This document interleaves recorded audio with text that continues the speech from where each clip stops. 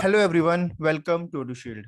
आज हम करेंगे most important question general knowledge के, जो कि आपके एंट्रेंस एग्जाम जैसे कि सीयूईटी, आईपीसीटी, जेएमआई और भी बाकी अदर एंट्रेंस एग्जाम जिसमें भी आपका जनरल नॉलेज का सेक्शन पूछा जाता है, उन सभी एंट्रेंस एग्जाम के लिए ये वीडियो हेल्पफुल होने वाली है।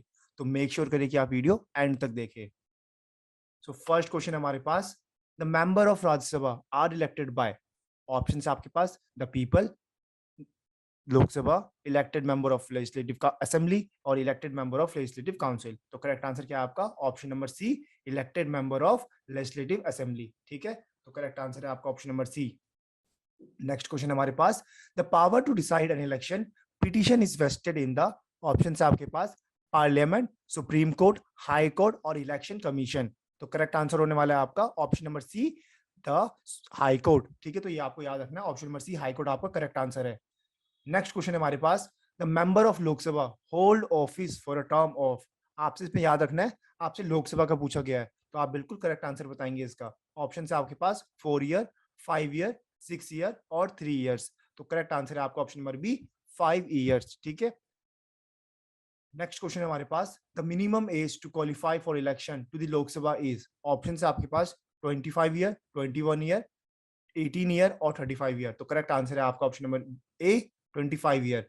तो मेनली आपको इसमें ये बोला गया था क्वेश्चन के अंदर कि आपको मिनिमम एज बतानी है ताकि आप लोकसभा इलेक्शन में आप खड़े हो सको। ठीक है, तो ऑप्शन क्या होगा सही आपका? Option number A, 25 years. आपको मिनिमम 25 ईयर्स का होना पड़ेगा। ठीक है, नेक्स्ट क्वेश्चन हमारे पास, the minimum age of the voter in India, आपको बताना है इंडिया के अंदर हमारी मिनिमम एज क्या होती है जो हम वोट देने जाते हैं। ठीक है, तो करेक्ट आंसर है इसका ऑप्शन नंबर बी, 18 ईयर्स। ठीक है, नेक्स्ट क्वेश्चन हमारे पास, the member of state commission can be removed by the, option है आपके पास governor on report by the supreme court, governor on resolution pass by parliament, president on report by the supreme court और D option है आपके पास president on resolution pass by parliament. तो correct answer है इसका option number C, president on report by the supreme court. तो C option जो है आपका करेक्ट आंसर है।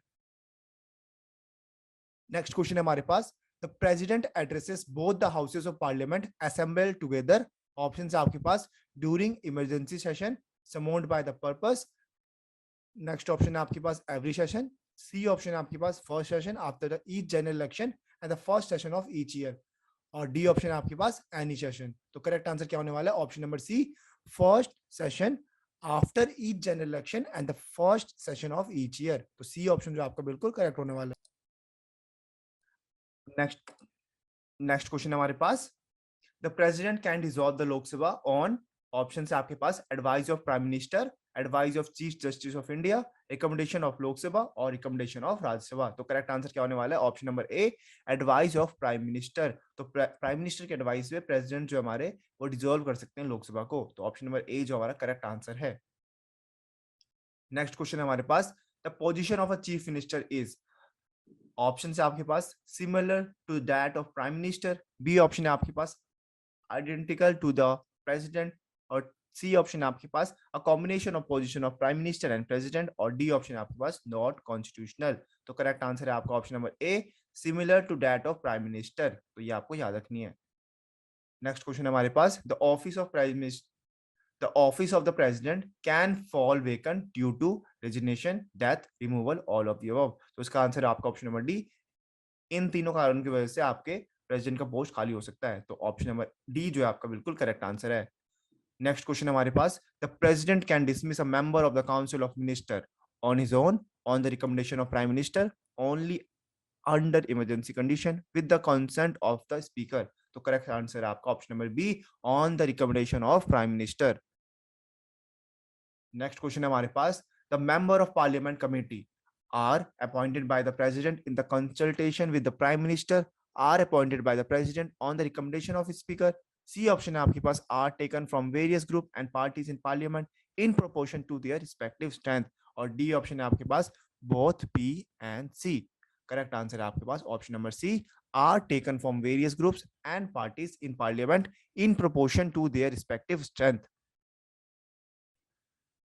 So next question अब हमारे पास, the name of the candidate for the office of president of India may be proposed by, option है आपके पास any 5 citizen of India, any 5 member of parliament, 50 member of electoral college and supported by another 50 member, the member of electoral college. तो correct answer है इसका option number C, 50 member of electoral college and supported by another 50 member. तो C option आपका बिल्कुल correct answer है.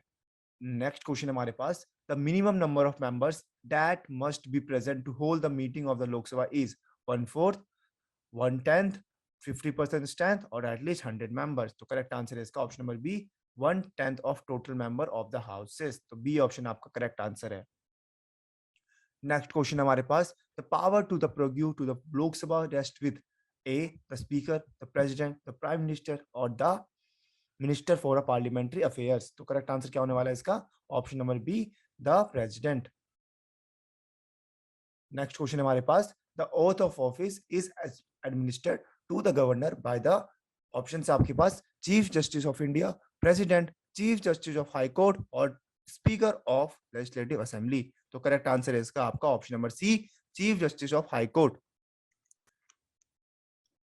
Next question है हमारे पास, the member of parliament can express themselves in the house in English only, Hindi only, English और Hindi, English Hindi और mother टंग. तो करेक्ट आंसर है इसका option number D, Hindi, English और मदर टंग.